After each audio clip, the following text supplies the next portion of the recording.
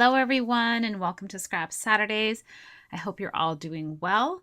This is layout number 3, and I'm going to be, no, I'm not going to use that beautiful faux Burberry piece of paper.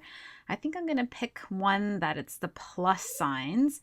But in the beginning, when I see all this paper, it's always so hard to pick and choose my favorite. And so this is another really quick layout. I really have a lot of fun when it comes to diving into my brand new kits. So I hoard some things and I avoid some things, but then there's other things that I just go to town with. And these are 2 photographs of my husband, Alan. And at first, when I was scrapbooking these photos, it was really funny. I didn't know why he was pointing to himself. I thought, Alan doesn't really pose in pictures like that, but it's actually he's pointing to the coffee sleeve that says caution, hot. And he's a very funny, silly kind of guy. And so that's what I wrote on my little that's like a half size pocket there, or journaling pocket. I wrote, "You have always been that funny guy, and this or these photographs capture just how silly you can be. You look absolutely handsome here, enjoying your absolute favorite drink on earth, coffee. From a cute, tiny little mom and pa shop, early morning tea with you is just so very sweet." And then I stamped, "Is the best place to be. Hello, fall." And so most people, when they meet Alan or when they see him, they're like, "Oh, he's so nice. He's so silly. He's so funny." And he is. He's a really, really great guy. And yeah, he makes me laugh all the time. He's very funny. But I just finished asking him. I said, "Alan, there's a part of what we've been through that I would love to talk about." And I asked his permission and he said yes. And in the times when we were dating, I don't remember exactly how old he was, but maybe he was 20. Maybe he was a little bit older than that. I'm not sure. But there was a time where, unfortunately, Alan came down with a very bad, anxiety panic attack that he had. And he couldn't handle, outside noises, or he couldn't handle too much stress. So he literally, I don't know if it's a nervous breakdown or what the words are, but he really fought to get back into that groove of finding who he was. And I think because I had seen so much throughout my whole childhood, and I understood that sometimes it's not just the shaking off of, right? It's this thing that you feel. And I know on YouTube too, when I watch Kat, and she always talks about how her anxiety gets her, and sometimes she has to digress from scrapbooking and stuff like that. And she sort of tells us, and then in her last video she was like, I feel so bad explaining it, but we do have to talk about it more, right? And so I use my mom as an example where I find that to be the most extreme example. And so I figured I would tell you about Alan. And so what happened to him was that he couldn't handle being outside. He just felt comfortable and safe, lying down in bed. And he literally lay down for 2 weeks. And every day after work, I would drive over to his house and I would just sit with him. And I would just sit, or I'd lay with him on his bed and just, hold on to him. Or, there was a few times where he's like, "Monica, I feel better." We would make it upstairs to the living room upstairs. Or eventually we would make it outside and sit on the porch. And then there would be one day when we actually went to the movie theater, and we sat in the movie theater until all of a sudden he felt the rush of panic and we went back home. And it was baby steps. And I think we even, went to the mall and, shopped for a little bit and then back home again. And all I kept telling him was, what you have to understand is that when you have triggers around you that set in with this anxiety, you have to understand that you have to control your breathing. You have to control your mind. You have to, find tools and mechanisms that help you with the relaxing of and coming back to that. And it was probably the hardest thing we ever had to deal with in our relationship, because he had to be vulnerable. He had to allow me to help him in that moment because he didn't know what was happening. And I, at the same time, had to be very patient and very kind and very humble and allow him too to have that moment of whatever it was that he was feeling, because even though I'm telling you his story and I asked him permission to tell the story, it's not my story. It's just like my mom and everything else that I've told you, right? Or any of you out there who suffer with anxiety and depression disorder. It's not something that magically goes away. It's not something that I can tell him, this, and this. Sure, in that instance, I helped him through it. Absolutely. But he himself had to overcome that. He had to trust me enough to understand that I wanted what was best for him. And that there was no harm. That one baby step outside was okay, and it was okay to come back. He needed to know that he was going to be safe. And that this breathing, this shallow breathing and this rapid heartbeat and just this total emotion of not wanting to do anything. That's just how he felt. He just didn't feel like doing anything. And so years go by, and there are times when we sit together and we talk about stuff, and he always says to me, Monica, you saved me so much. Like, you literally brought me back to life. And I get so emotional because I feel the same thing about him.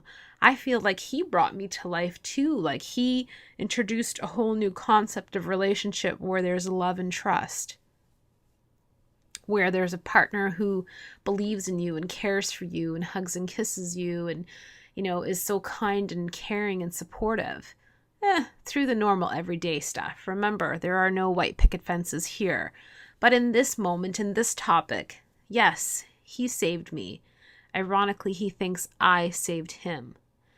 And so when I scrapbook pictures like this, where I realize that he's being his normal, silly self, it's such an amazing pleasure to see that. Because when you have seen a loved one in that sadness, in that darkness, in that most humble state where they don't know and they don't have the tools to come out of it, sometimes all you have to do is just hold them. Whoever that is, whether it's your child and going through a lot in school or going through so much in their life, or it's your friend or it's a spouse, really, honestly, you just have to hold them. There are no questions because they don't want to hear those questions. Their brain is already playing back 100 questions of, why am I feeling like this? Why don't I feel better? Why can't I just move forward? Why do I feel so nervous? Why do I feel so anxious? They don't know. They don't want to hear the questions. They just want to be in that position where they feel safe and they feel loved and they feel cared for. Right? It's just holding them. It's so basic. I've talked about it before with a couple of friends, and I think you know who you are. And I just want to tell you that it sounds so basic that when I say we have to return to love, and it starts with the people in our family, it starts with our close loved ones. Sometimes all they need is just that fetal position. It's just your arms around them. It's that basic. And so I love the way this layout turned out. I love it. I didn't put a title on it. So when I showed Alan, he's like, yeah, it's nice, but it's missing a title. I didn't know what to title it. So I just picked that little tag that says all the feels, which I still haven't placed there yet. It's coming. Just adding some twine or string to my buttons there. I'm going to tuck them underneath the leaves just to bring more attention to those too. I had cut up these leaves for a different layout, as you saw, but it didn't make it onto it. And I just love the way it turned out. I love that I can get two photos like this. Black and white really help to create the layouts and to make everything turn out and work out all together. I'm trying to not use up all of these rubber pieces. As you can see, I'm putting down those plus signs. I do end up using the two black ones, just not in that spot. But yeah, some of the things that I feel like I try to be minimal about, but then some of them I feel like I could use 100 of them. And I'm really glad that I pre-stamped all of these tags. I really like the way that leaf one looks. Like when I see it on screen, it's so different. It's like I told you, when I'm scrapbooking, I'm not seeing what you guys are seeing. I'm just like going through the motions, right? It's just so different where everything kind of works out. That one that says Autumn Memories, it's so cute. I really do encourage you to use your stamps and create your tags and get your stuff all set up, because it really makes scrapbooking so much easier. It's so much more fun to kind of like go through the layout like this, because I'm almost done. And then I have more time to do other things like the December documenting or even just enjoying my family because it's such a busy time of year, right? So remember, guys, be inspired. Be inspired by what you see. Take advantage of the preparation kit or videos that I make about what I do with my kits and how I get myself started, right? Follow my lead. Trust what I say, just like Alan did, right? Just go with it. Just work with it. Take little baby steps. Cut into your paper. Good, right? Make up little die cuts. Good. Get yourself to the part where you feel so comfortable that it's just taken out any stress from scrapbooking and you feel so good about it. Because I think everything translates together in life. Everything does. It's the anxiety of not knowing, right? It's the anxiety of not knowing what if, right? What if my layout doesn't turn out exactly like I planned? It doesn't matter, right? It's just trusting that it will be the best that it can be. So here I'm just going to add a little bit more stamping. I do use this Memory Luxe because it's got the right gold tones, but it doesn't show up as best as I thought it would be on the bottom there because of the black and white, but it's okay. It doesn't have to be perfect, right? It just has to be done. Is that going to be my new tagline? It doesn't have to be perfect, it just has to be done. Humming and hawing over what else I can stamp here. And I think I put pumpkin everything at the top, even though we're not drinking pumpkin spice lattes. Alan drinks coffee, I drink tea, so he doesn't drink pumpkin spiced anything. I don't know if he likes the taste of it, to be honest. I'm not sure. I'm going to come in with some of that Shimmers, I believe.